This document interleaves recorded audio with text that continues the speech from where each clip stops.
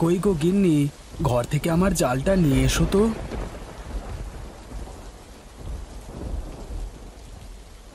হ্যাঁ গো, এত বৃষ্টি নেমেছে, এর মধ্যে তুমি তুমি জাল নিয়ে নদীতে মাছ ধরতে যেতে পারবে? ও নিয়ে তুমি কোনো চিন্তা করো না গো। আমার অভ্যেস আছে, এই বৃষ্টির মধ্যে মাছ ধরে আমি একেবারে বাজারে বিক্রি করে তারপর বাড়ি ফিরবো। হ্যাঁ গো, এই বৃষ্টির সময় কেউ বাজারে আসবে? বলো কি গো, এই ইলিশ মাছের টানে কত মানুষ যে বাজারে আসে তা তুমি কল্পনাই করতে পারবে না। ঠিক আছে গো, মানুষকে ভালো মাছ খাওয়াতে পারলেই তার থেকে আনন্দ আর কিছু নেই। ঠিক বলেছ গিন্নি। আচ্ছা তুমি থাকো, আমি বরং নদীতে গেলাম। আচ্ছা, এসো।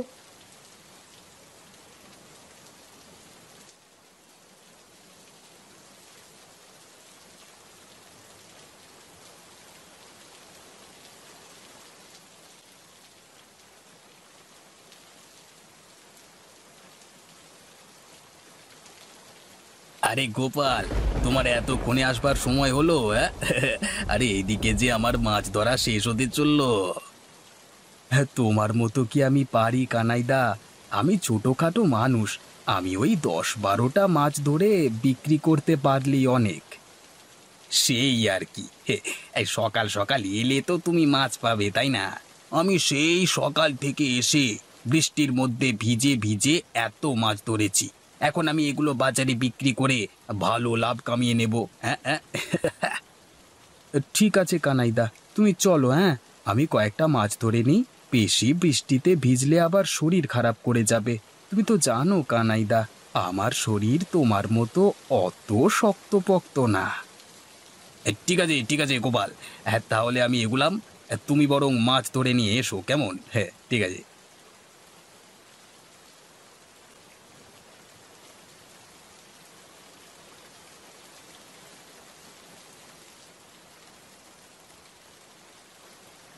ব্যাস, আজকে বরং এই থাক। বেশি লোভ করলে নদীমাতা খুব দুঃখ পাবেন।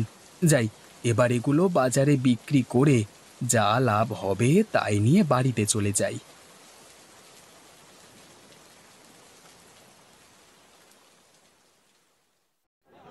নিয়ে যান নিয়ে যান, সদ্য ধরে আনা টাটকা মাছগুলো নিয়ে যান।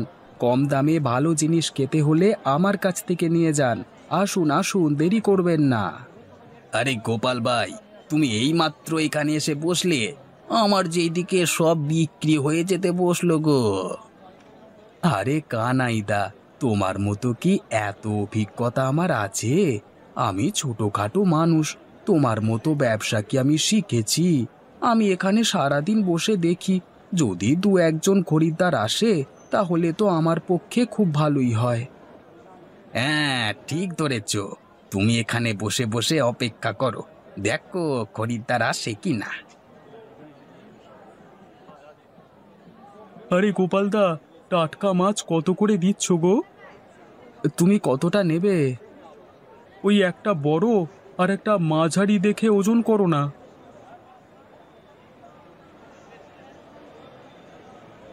দাদা, তোমার 180 টাকা হয়েছে। আরে দাদা, এত সাশ্রয়ে পেয়ে গেলাম। আমি কল্পনাও করতে পারিনি যে এত কম দামে টাটকা টাটকা মাছগুলো পেয়ে যাব। দাদা, লাভ করাটা আমার লক্ষ্য নয়, মানুষকে কম দামে ভালো জিনিস খাওয়ানোটাই আমার প্রধান লক্ষ্য। এই যে তোমার মুখে হাসি ফুটলো, এতেই আমি খুশি। বাবা, কত কিছু দেখলাম জীবনে, দেখবো এরকম লাভ না করে তুমি কতদিন তোমার সংসার চালাও। তা মাছ কত করে দিচ্ছ? মাছে প্রতি কেজি 250 টাকা করে। বলো কি গো, এত দাম মাছের? এর থেকে তো মাংস কিনে খাওয়া ভালো।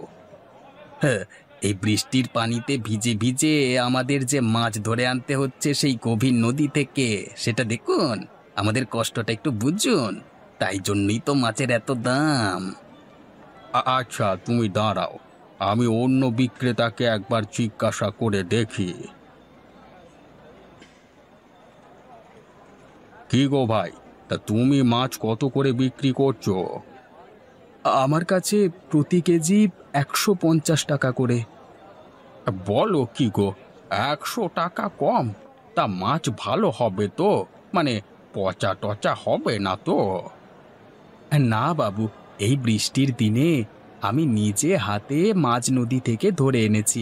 আপনি বাড়ি নিয়ে যেয়ে খেয়ে দেখুন, যদি ভালো না লাগে তাহলে আপনার টাকা আমি ফেরত দিয়ে দেব।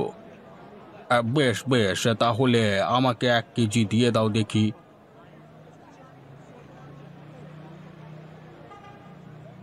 আচ্ছা গোপাল, তোকে আমি দেখে নেব। তুই নিজেকে বিরাট মহান ভাবিস তাই না? আজকে রাতেই তোর একটা ব্যবস্থা আমি করব, দাঁড়া।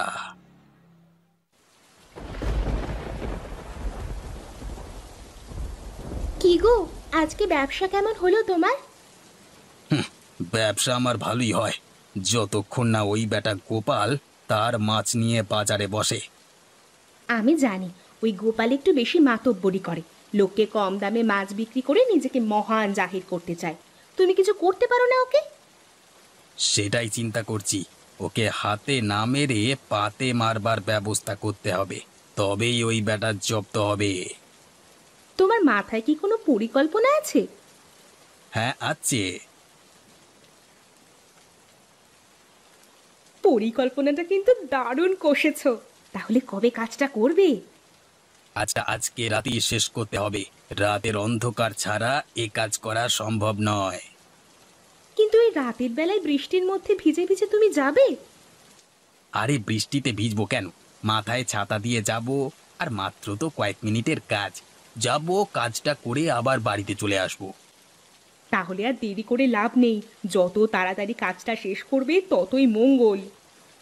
বেশ, তবে তুমি বসো গিন্নি, আমি তাড়াতাড়ি কাজটা শেষ করে বাড়ি চলে আসি, কেমন?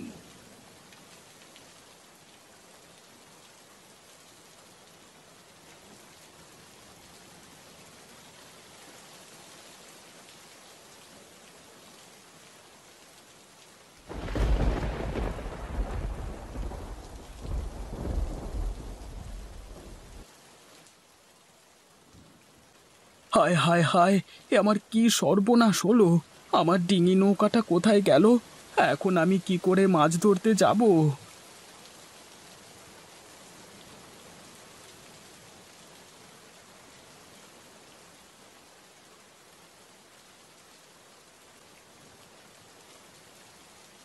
এ কি, কি হলো? তুমি এই সময় চলে এলে যে? আর বলো না গো গিন্নি, আমাদের সর্বনাশ হয়ে গেছে। আমরা এবার না খেতে পেয়ে মারা যাব গো গিন্নি। কেন, কি হলো? তোমার কি শরীর খারাপ করছে নাকি? গিন্নি, আমাদের ডিঙি নৌকাটা নদীর জলে ভেসে কোথায় যেন চলে গেছে। বলো কি গো, কিন্তু কিভাবে ঘটলো এই ঘটনা? জানি না গিন্নি, সেটাই তো বুঝতে পারছি না। কিন্তু তুমি কি কালকে ফেরবার সময় ভালো করে ডিঙি নৌকাটা বেঁধে আসোনি? হ্যাঁ, এসেছিলাম তো, আমার স্পষ্ট মনে আছে। আমি খুব ভালো করে প্রত্যেকবারের মতোই নৌকাটা বেঁধে এসেছিলাম। হুম, বুঝতে পারছি। তার মানে এটা কারো চক্রান্ত হতে পারে, যে তোমার একদমই ভালো চায় না। কিন্তু সে কে হতে পারে? তোমার কি কোনো শত্রু আছে? আমি তো মানুষকে সারা জীবন সাহায্য করে এসেছি, কম দামে মাছ বিক্রি করে। আমার শত্রু আবার কে হতে পারে বলো তো? তুমি তো মানুষকে সাহায্য করে আসো, কিন্তু তোমার এই সাহায্য অন্যান্য ব্যবসায়ীরা নিশ্চয়ই ভালো চোখে দেখে না। তারাই হয়তো এ কাজ করতে পারে। তাহলে কি কানাই দাদা? হতে পারে, বুঝলে। কানাই দাদার হাবভাব দেখলেই মনে হয় সে তোমাকে কোনো মতেই সহ্য করতে পারে না, সব সময় তোমাকে ছোট করে। কিন্তু কানাই দাদা আমার সাথে এরকমটা করবে কেন? বুঝতে পারলে না? তোমাকে ভাতে মারবার জন্য। সামনাসামনি তো তোমার ক্ষতি করতে পারছে না, তাই তোমাকে ভাতে মারতে চায়, যাতে তুমি ব্যবসা করে টাকা উপার্জন করতে না পারো। কিন্তু আর কি করবার, কানাইদাকে তো সবকিছু বললে ও নিশ্চয়ই অস্বীকার করবে। আমাদের হাতে তো কোনো প্রমাণ নেই, তাই মুখ বুজে সবকিছু সহ্য করে যেতে হবে। তুমি দুঃখ পেও না গো, তুমি যেমন মানুষকে সাহায্য করো, দেখবে ভগবান একদিন নিশ্চয়ই তোমাকেও সাহায্য করবে।